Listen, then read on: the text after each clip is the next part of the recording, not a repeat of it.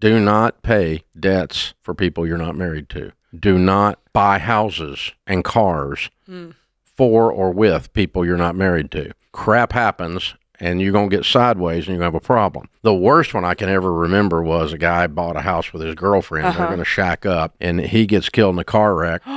And now she owns the house. There's no will. She now owns the house with her future mother-in-law. Oh, Lord. She's now a partner. Oh, my gosh. Because she's not his heir. They're not married. Yeah, that's right. So his half of that house goes to his mother. Oh, my gosh. Who she didn't like, of course. Of course. This is the crap you don't think of when you think, oh, we're just going to play house instead of really being like grown-ups and get married. Yeah. Yeah, it changes the whole deal, man. So. I remember a guy called in. Yeah, he had a girlfriend. He co-signed on the car with her, $17,000, $18,000. And they broke up. And she got the car. Well, she stopped paying it. And he called in. He said, hey, I've got a mountain of debt. She's not paying the loan. How do I get out of it? I said, is she going to refinance it over and put it in her name? He said, no.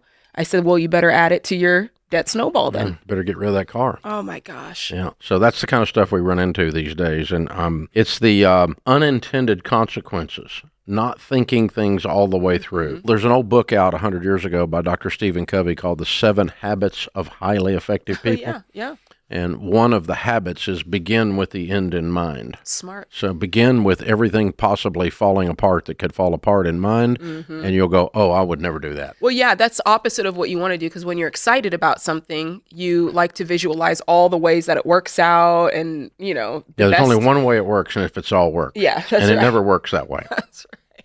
Nothing ever works the way it's supposed to, ever. Exactly. The timeline, something changes, and then there you are, caught. But that's not being a Debbie Downer, and it's not being, a pessimistic. That's just being logical. We're not dream killers. We're nightmare killers. Because your little dream's going to be a nightmare, and we're going to kill it before we can let it grow. Kill it now. Stomp that thing. Yeah. Nip it in the bud. That's right. Yeah. That's so I'm happy to kill your nightmare. You just don't see it as a nightmare. You see it as a dream. But I'll help you with that.